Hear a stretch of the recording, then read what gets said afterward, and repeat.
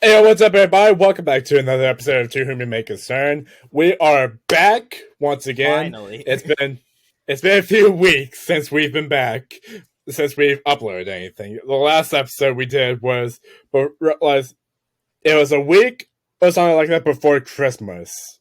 And But as of right now, it was the one where we were ranking the Mario Kart courses, and then the footage got corrupted because we used the screen record thing, and so we didn't have the footage for the episode. yeah, I was going to talk about that, but no, I was referring to the last episode we actually put up on the channel. Oh yeah, The one with Among Us in the title. Imposter Twins the podcast. Yeah. I don't have that thing anymore. I gifted it to my sister. I wish I had it. Good. It is gone. It is no longer in the podcast. It should be in the podcast. I mean, No, it should not. Okay, yeah. I'm joking. That meme should die, along with a few other memes in 2023 that should not, or memes from 2022 that should not move over to 2023. Yeah.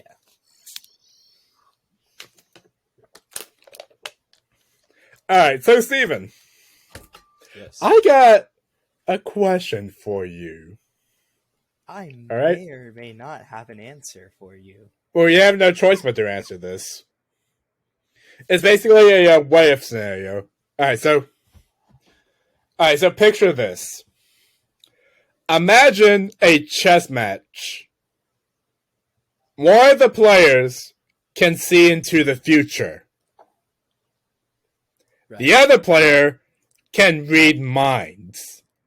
Which one is going to win that chess match? The one that can read minds easily, because you got to think about it like this. One can see into the future, one can read minds. The one that can read minds can read what the one that sees into the future can see in the future. So the one that can read minds can also see into the future if you think about it. Therefore, they can both see into the future. So they're level on that aspect. But the one that can read minds knows exactly what the other one is going to do and can predict and counter it. So it's literally a free win for the one that can read minds. Well, here's the thing about that. That's what I was thinking too. But the way I think about it is the one who sees in the future will know every single move that the person who reads minds can make. And it's one thing to be able to read minds. It's another thing to actually see them do it. If the person who sees in the future really wanted to, he could think about doing a move and then do something else, and the person who's reading the minds wouldn't be able to read that. I mean, that's fair, but you gotta realize that when it comes to the person who doesn't read minds, if they're going to do a decoy type thing like that, then they're still going to have to think about the move that they're actually going to make. And I know reading minds isn't actually. Well, they could just ad lib it. Just go random, and if they're skilled enough, because like I said before, the person they both to an extent know what they're going to do, but the person who can see the future actually knows every move that the other person is going to make, and every time that person does something else, that future is going to change into them seeing what the other person is going to do. Right. And I think that the thing about the future changing is that's the thing. The future can change.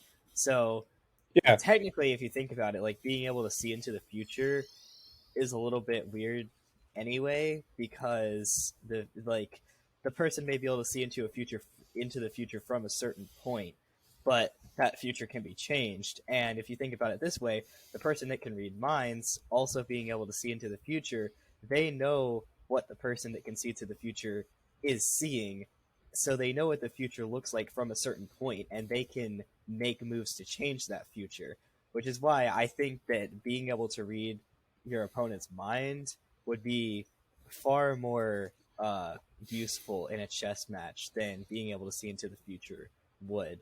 On a theoretical level, all of this is, of course, purely theoretical. So it's really but it's fun. But it's fun though to think about. It's really hard to think about what would actually happen because and how would they even be able to make a move? Because they'll be like overthinking it to the point where it's like neither one would be able to make a move. I think be like. Yeah, I think in the end, like a chess match between those two would pretty much just be a stalemate. I mean, yeah, maybe, but it could also be like if they do actually make like what if we put a time limit on them? You have like a minute to make each move, so that forces them to actually do something. When they're put under pressure, what are they going to do? Are they going to crack under pressure, or are they going to be able to actually? And in that case, their abilities, they're not going to be able to really take advantage of them because they're not going to be given the time. So if that's the case, that'd be like the most entertaining thing to see. Just like saying what would they do? Yeah. Oh, this is a scenario that it's a very I came up with. Question. I feel like it's more psychological more than anything because it's really getting to the psyche of like being able to see the future versus being able to read minds. Like, what are the pros and cons to it, and how would they get around to it? How would they get around it, basically? And we have a special guest on the show. The cat. The cat. I heard that. Meow. Well, she was right on top of the microphone. This is the cat that likes to come and visit me, like, all the time. Oh, and she ran away. Okay. Oh. But yeah, that's just walked in here. So, I don't know what she expected. We're doing a podcast. Obviously, anything that happens is going to be reflected on the podcast. I mean, it pans out the runtime, so I'm not complaining. That's okay. But yeah, like I was saying, I came up with this scenario. I'm sure there's other ones that are similar to this, but I was just like, when thinking about scenarios and stuff, this is just something that I found really interesting. Just like, what would happen, like between someone who could read minds and someone who could see the future?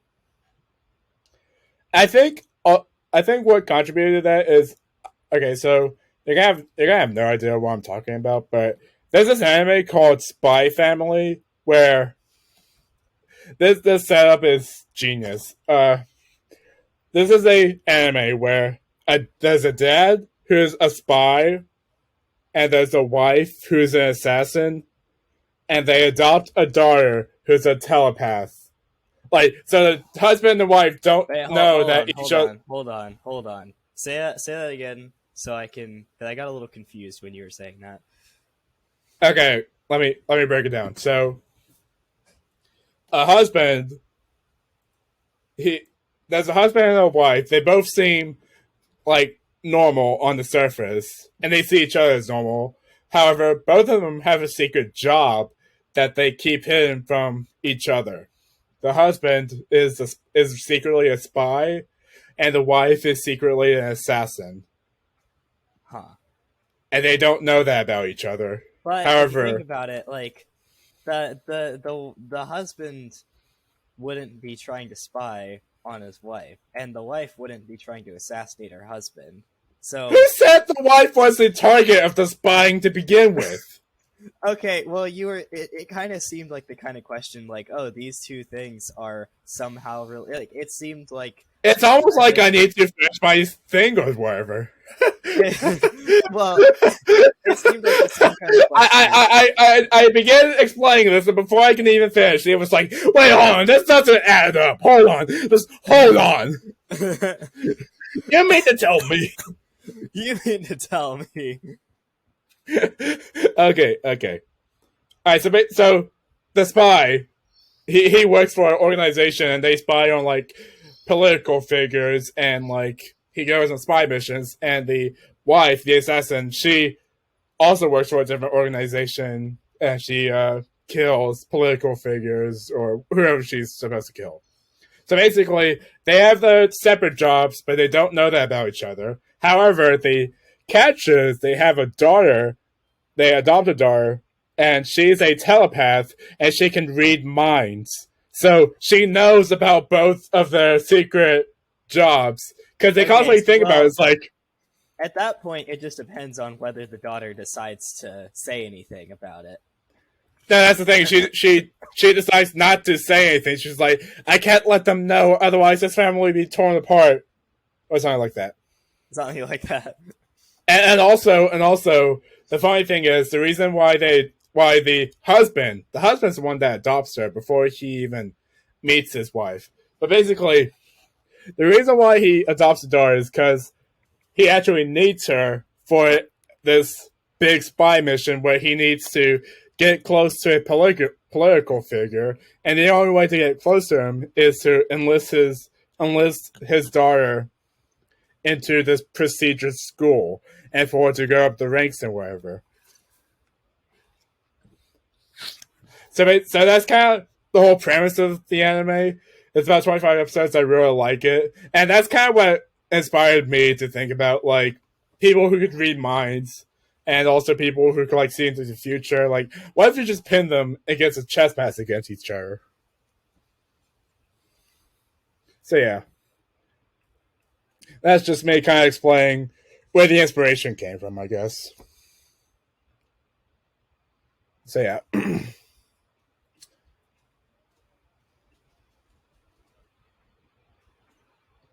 We see that Steven is at least your camera's not messing up right now.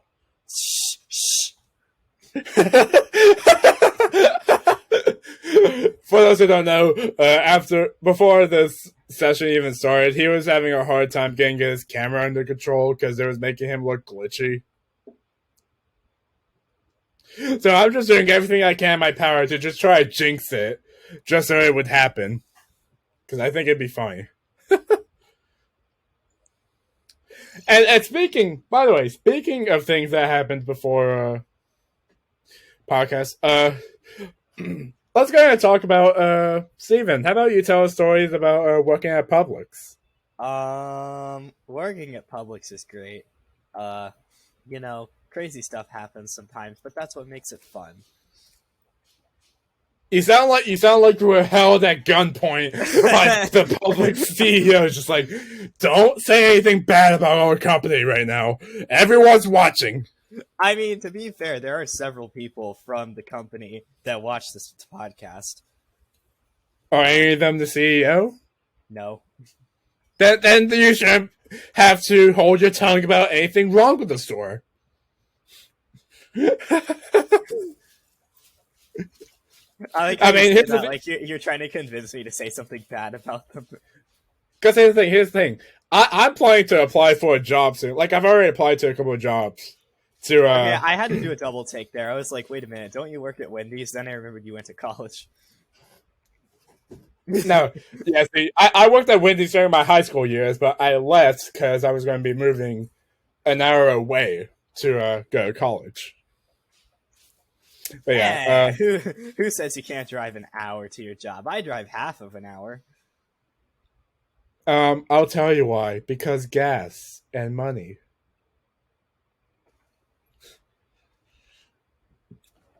No comment, I see. Who cares about money?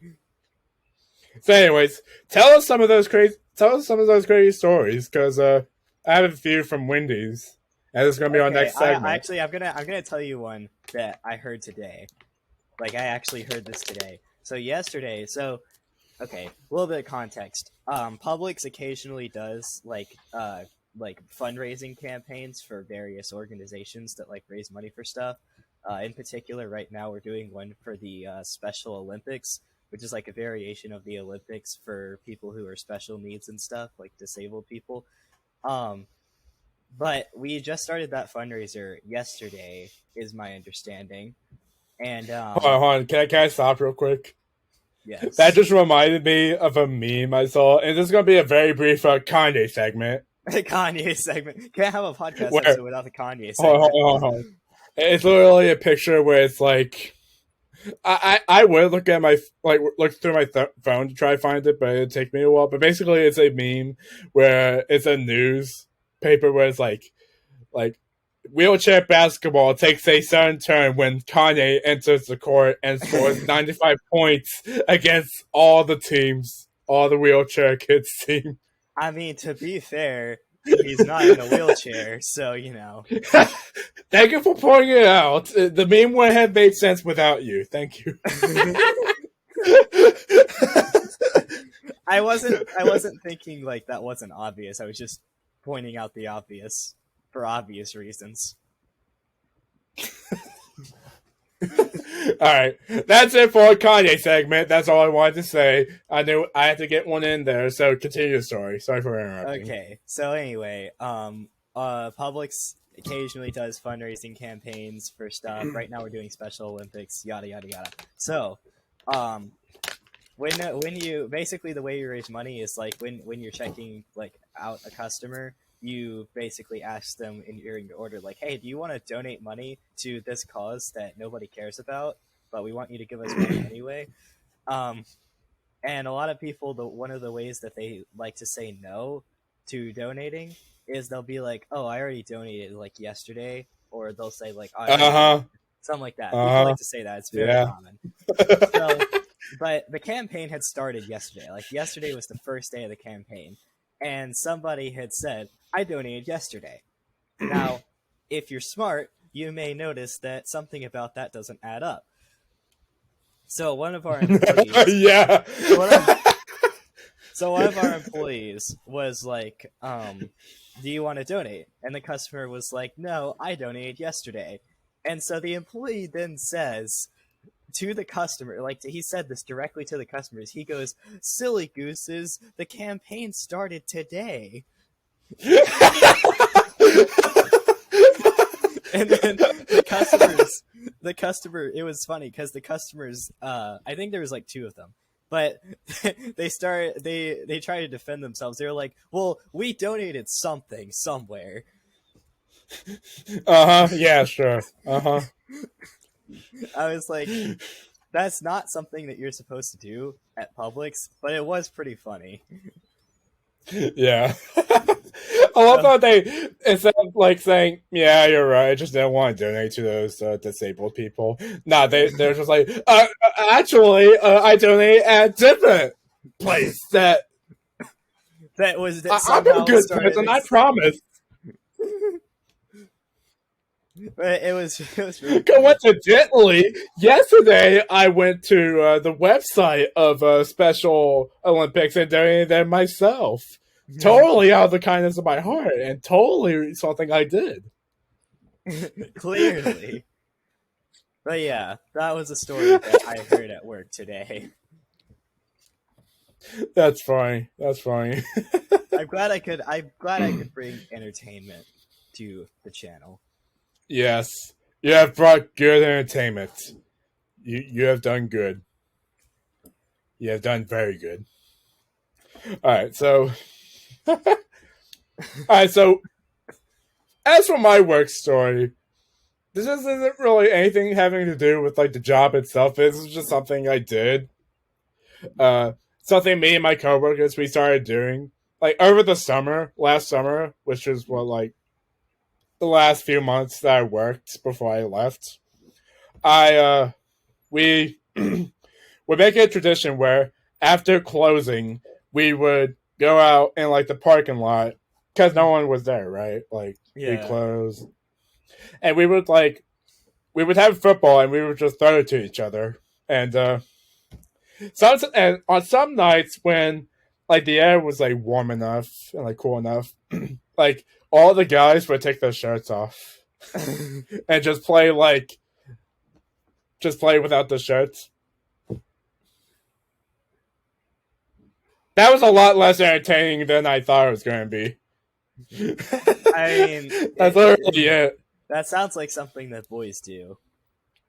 But the funny thing about it is sometimes Arby's next door would still be open and still serving customers, and we would just be next door in the parking lot with like just nothing but our pants on, like with no shirt, just throwing a football around. Hey, that's just sabotaging the competition. Wendy's is gaining an advantage.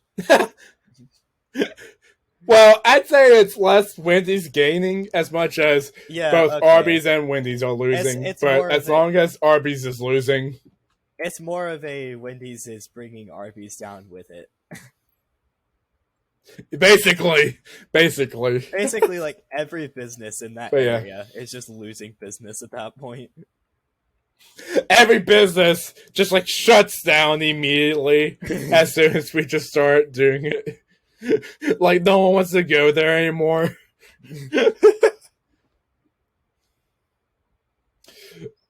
But yeah. Oh, by the way, in case you haven't noticed already, this is tape on my glasses. Oh, he's because got the my glasses broke. But on the side. Yeah, I know, right? What a dweeb I am, because I tried to fix my glasses that was out of my control. I didn't say it's so funny how I wasn't gonna say anything derogatory. Really? But yeah, when I was taping it, I was like, surely no one's gonna notice. And even if someone knows, surely they're not going to call me out on it. I mean after all, it's 2023. To be fair, I didn't notice until you pointed it out. So, well, the only reason why I pointed it out is because it was like starting to become loose and wherever. And while you were gone, before the episode began, I had to adjust it. So yeah, that's just another thing I wanted to point out in case anyone else saw it before. But if you didn't, now you're going to notice. So yeah. If you don't notice yourself, I'm going to force you to notice. I'm going to make you look at it. Just like, look at it. Look at the tape.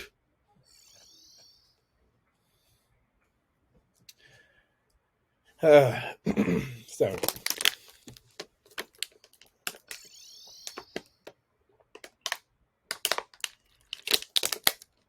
Alright, so let's talk a little bit about our Mario Kart live stream. Ah, yes. Because, for those who don't know, me and Steven, over the course of the break, we had a live stream that I'm pretty sure no one watched. Yeah, probably. Like, I think we had like one viewer at one point. At one point, yeah. But yeah, that's besides the point. But yeah, we recorded that, and then we tried to record a podcast episode after that, and then we both I decided that it sucked. I didn't really get Steven's perspective on it, on whether or not he wanted it.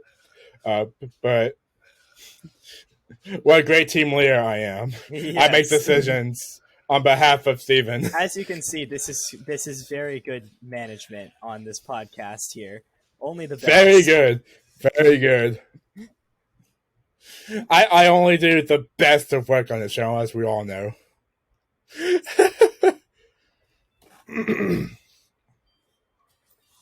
But yeah, so if y'all didn't watch it, I won. Barely. And only because, I won. And only because physics. It was an absolute blowout. He had no chance of winning. I won first place. He won 58th place. He was so awful. Okay, if I remember correctly, the stream, the archive of the stream should still be up if you want to go and watch what actually happened. Yeah, I'm gonna link it in the description. And but yeah, that's how obviously an exaggeration of what I said. But yeah, I still won. Technically, you can say whatever you want, saying barely, saying technically, but I won. So it's 3-2. It's 3-2. You're still winning. So I mean, what do you have to complain about? I mean, I'm still winning overall, yes, but I mean, it would have been nice to have won the one that was on stream. But you didn't. You're going to have to live with that until we do another live stream. When will that be? I don't know. The next time there's a holiday break, probably. So, maybe spring break in 2 months. if at all possible. Uh, Here's another thing I wanted to talk about. These are the best type of Oreos. If you disagree, then you hate everything. So the problem with those type of Oreos is that it's literally the exact opposite of everything that an Oreo is meant to be. But what an Oreo is meant to be, like the original version, it sucks. But these are good. Like, I don't care what anyone says. The original cookie, like, when you eat it, at least when I eat it, it doesn't taste that good. Like, the cream tastes good. Like, don't take that out of context, but, like, the cookie itself... Someone is going to take that quote and remove it from context. Well, you just brought more attention to it, but yeah. Of course. But yeah, the cookie itself, it's just like, it has this weird taste to it where it's like, it tastes like a brownie that got burnt. I think that's the worst way to describe it, but I just really don't like those original Oreos. But these one are absolute crack. Like, I mean, I've never been the biggest fan of Oreos, but I mean, I'm okay with them. Yeah, I don't know. But yeah, I just wanted to bring that up because I was snacking on these before we came on the air. On the air, yeah. You make it sound like we're on our radio station. This is a radio talk show. We could be a radio talk show, to be fair. I mean, I feel like if we do get on the road, no, listen. I feel like if we do get on the radio, people are going to listen and they're going to cringe so hard they close their eyes and they're going to get into a lot of wrecks and we're going to be held liable for all of them. Yes, that's exactly what's going to happen. So maybe that's not the best idea.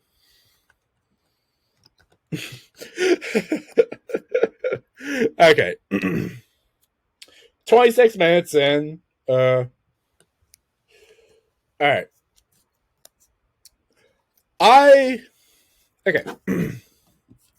All right, so I'm trying to find a way to segue into this next point that I have written for us to talk about. Okay, so Steven. Yes. Sorry, I have the Riverside, like where the cameras are, open on another screen, and so when I look over there, because my camera's up here on this one, it looks like I'm just looking off to the side. I have to look at the camera. I have to stare into the viewer's souls. Look at this face. I know the years are showing. I don't know if anyone actually knows that song. I featured it in a Who video. But yeah.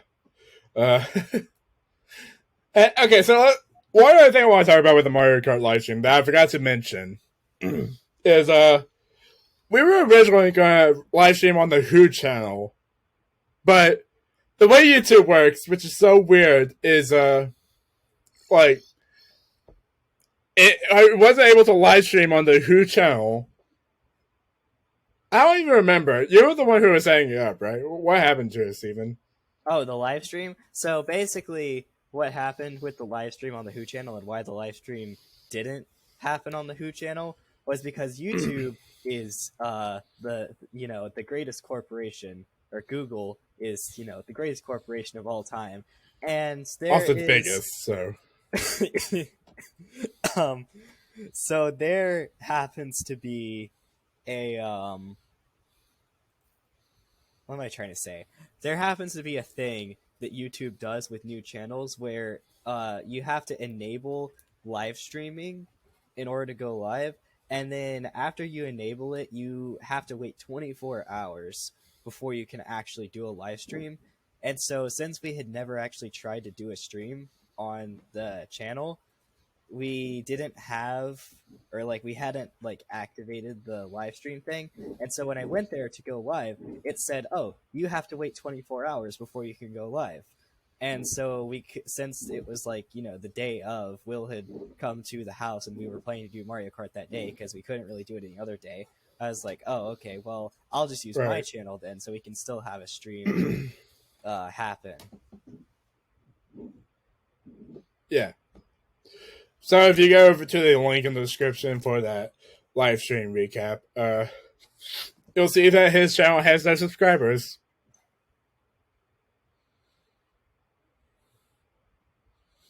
No comment. No, it definitely doesn't. Well, no, I think I have.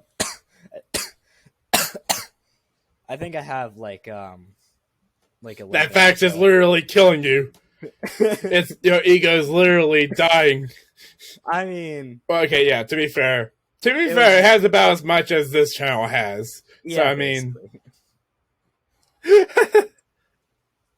okay, but yeah, that was another thing about the Mario Kart thing. All right, so here's a statement that I've said before. Hollywood is running out of ideas. Right? Who is running out of ideas? Hollywood. Like, making movies. Oh yeah, you talked about that in a previous episode. Alright, so here's what I wanted to talk about specifically. I want us to try to come up with some movie ideas that no one has done before.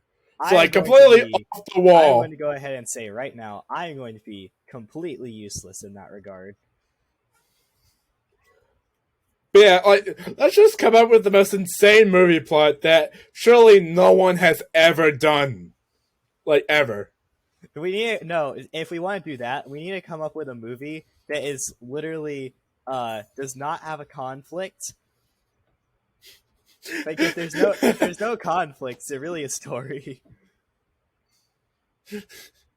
What would it even be? What would it even be? Like, how would the story progress?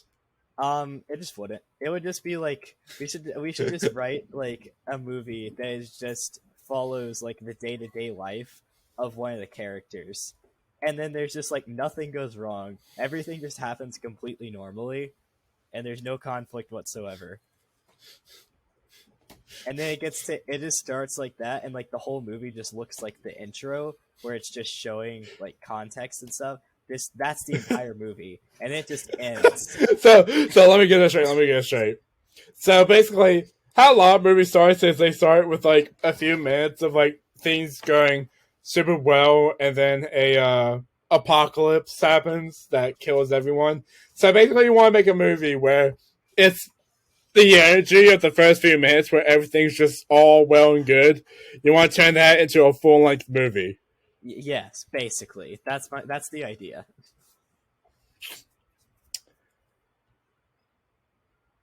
What would be the point of watching the movie? What would be the lesson? There wouldn't be one. That would be what makes it funny. Then why would people watch it? They wouldn't. We want to make movie ideas that no one's ever done before, but we want to still make movies that people would watch. Then I got nothing. I got it. Let's do a whole movie where we just pan the camera at like an umbrella flying in the wind. Yes. See where it goes. That's the movie. Just following the umbrella for the entire course of the movie. Yes. That sounds like an excellent movie idea. You would make a great producer, Will. I just go up to like Hollywood, just go to like the guys with the cigars, and I'm just like, man, I got the perfect idea for them. And then it's just like, here's your movie. Here's your movie. For some reason, that just randomly reminded me of the umbrella catcher commercial. The umbrella catcher. I knew you were going to talk about that. So, on the Who channel, there's a commercial, an infomercial that I've made for something called the umbrella catcher. So basically, the product is that it's basically something that you can put your umbrella in, like when you go into your car. It's literally a 2-liter Coke bottle with the top cut off. When you have your umbrella, and it's like raining outside, and you get into your car, and like the umbrella's like wet, and you don't know where to put it, so you just put it in your driver's seat. You can just scratch that because you have what Steven said, a bottle with like the top cut off on the side of your seat that you could just put the umbrella in, and the umbrella will dry up in there, and then boom, that's a permanent place for your umbrella. And imagine how much water that bottle is going to collect if you actually put a wet umbrella in there. You're just going to have water in there. You're going to have to empty it every once in a while.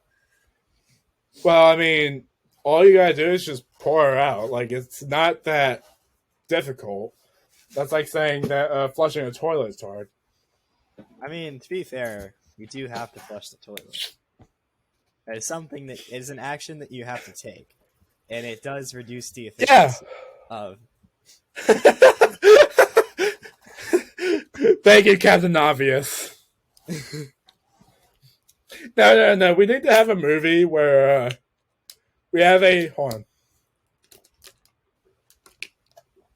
We have a character who always points out the obvious in everything, and everyone gets sick and tired of him. And at the end of the movie, the whole town kills him because they were all so annoyed of him saying the obvious to the point where they just kill him. They execute him. So I would cast Steven as like the perfect actor for this. Like, he would just go out his day, just be like, this wall is put up there so that I can consider this a room, as well as that wall there, and that wall there. And here's a doorway that I can walk through to exit said room. And also, like, the character just keeps pointing out the obvious. He's born with a condition that makes it like inevitable that he'll always just say something obvious about everything. And then when he's talking with other people, it's just like, your shirt is blue, and the fabric of your shirt is cotton.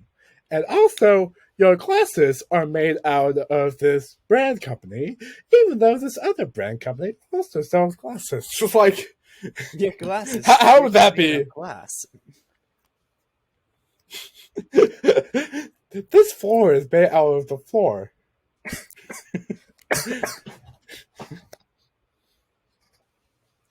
Yeah, how would a movie like that be? I mean, it'd probably get very annoying, but I guess that's also kind of the point. Like the other people, like the whole townspeople, like they live in a small town, and the whole town gets annoyed at it, and they execute him for it. Execute him for being too obvious. When literally, stating the obvious is an offense punishable by death.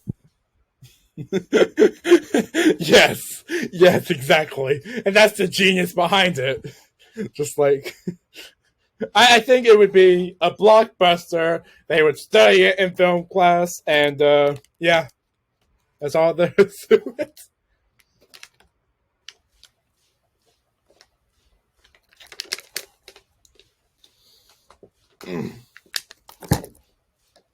Or how about a Mario movie where they cast okay, don't talk to me about the Mario let's movie. Pretend we already had a discussion about Chris Pratt as Mario. No, I'm saying, what if we cast, I don't know, Kanye West as Mario? Yes, perfect. I got it. Kanye West as Mario. I don't even know what Kanye West and the whole movie. I'm sure you'd recognize it. He's tied to a lot of pop culture things, so you've probably heard it, even if you don't think you had. But yeah, it's.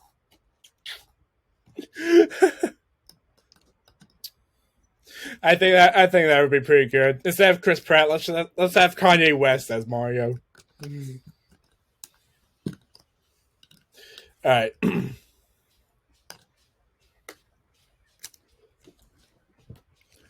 So, why is your camera shaking so much? Oh, probably because my desk is shaking. Because why is your desk shaking? Reasons. Why is your reasons shaking?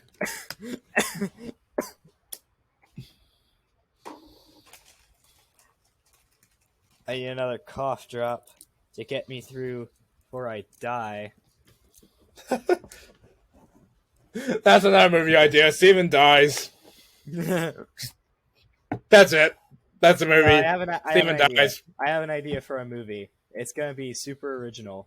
It's going to work really well. So basically, you have the main character, right? A main protagonist. That's not original at all. What are you talking about? No. Listen. So you have a main protagonist, right? And there's going to be a conflict, right?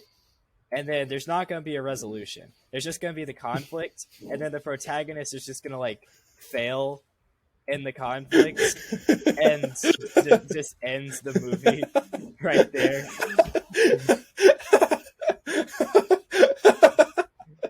Like, there's no resolution. It's literally just a conflict, and then the movie ends. Okay, so all right. So basically, let's say let's have a Batman movie where the first 5 minutes he shows up to the scene and he's like, "I'm Batman," and then the robbers see him and they shoot him, and he just falls to the floor, and that's how the movie ends. Yeah, like kind of like that. Like the protagonist just. This reminds me of something. Actually, this reminds me of something. You know how at the beginning of Toy Story 2, there's that whole Buzz Lightyear story? Yeah.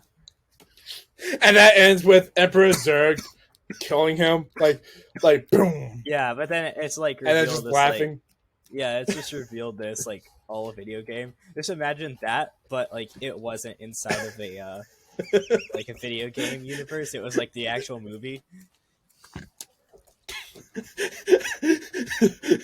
The movie just ends there. The movie just ends there. Yeah, exactly. It's perfect, what you say. It's 5 minutes. Literally just the opening sequence. It's just the entire movie. I'm just imagining, like, all the kids watching. It's like, yes. Imagine their reaction. The kids are the targets. We're gonna make them never want to see another movie again. We're just gonna market it as like a good first movie for kids, so their parents take them to see it. And they're like, "Okay, kid, this is what movies look like." This is what movies look like. Oh. This is what modern entertainment is. Okay, I gotta stop. Okay. I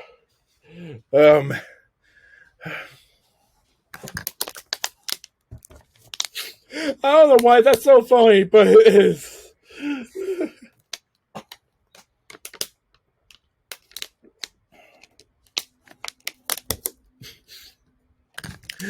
Okay. And by the way, you want to know a fun fact about Toy Story 2? No. Okay. No, what is it? Okay.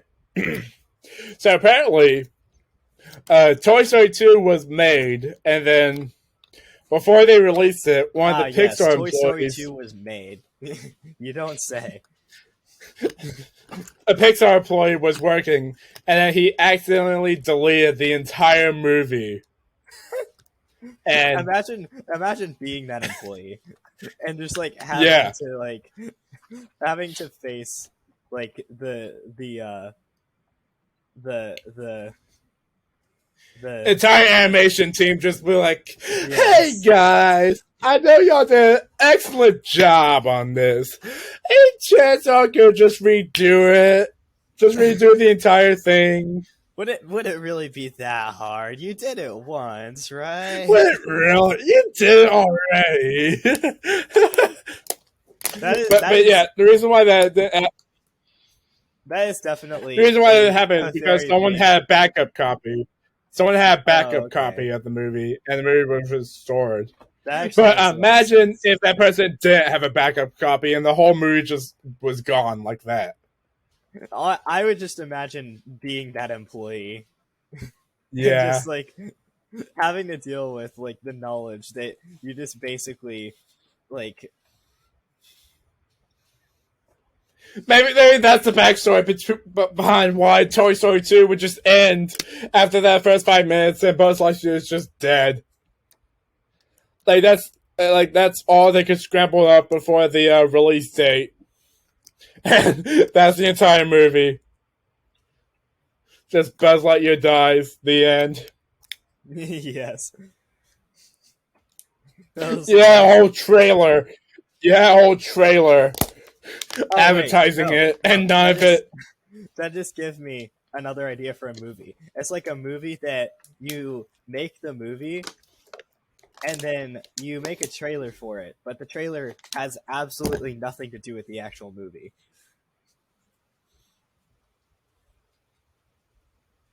So basically, alright, so let's say I make a movie.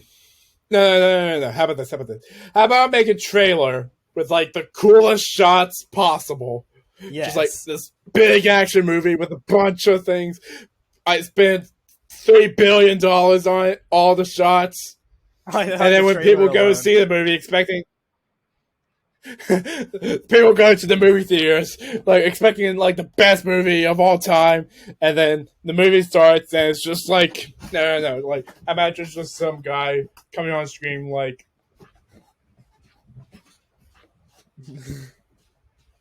there is no movie. What are you doing here? Yes. Yes, it's perfect.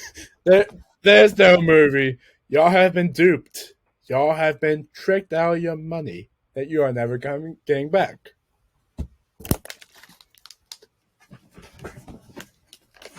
Roll credits.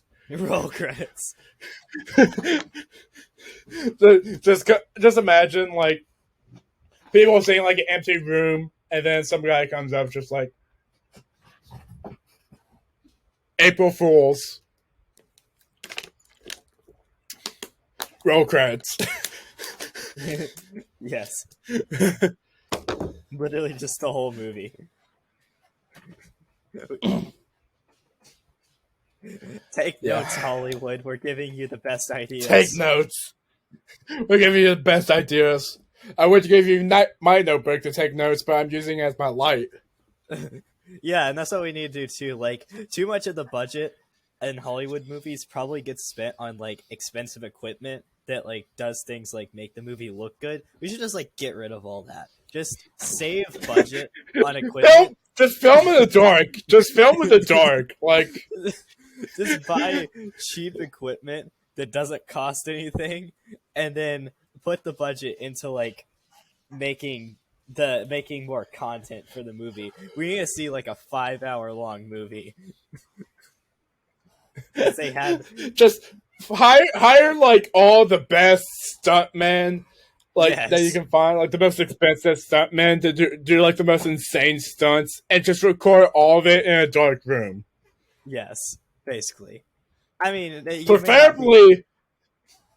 preferably with them juggling sharp objects in the dark. We definitely want that as well. Clearly, yes. I mean, they may not be able to see anything, but you know, it's probably fine. I'm sure that people. We're doing something different. This is what people have been wanting. They wanted different things. We're giving them different things. So what's the problem? I'm sure people will pay money to watch a black screen for several hours. Yeah. All right. So, I believe that's about all for today. Today's been a little shorter, but I'd say that's not too bad. 49 minutes. Definitely the shortest episode we've had so far. Probably, but we're getting back in the swing of things. You know, we're getting back at it, so that's going to be our excuse. How about that? All right, so thanks for watching. Make sure you like, comment, subscribe, tell all your friends about this podcast. Make them watch it with you. Tell them how great it is. If they don't want to watch the podcast with you, point a gun at them, threaten their lives. If the U.S. military is watching this, if the U.S. government is watching this, that's not a joke. Kill everything you see with a gun.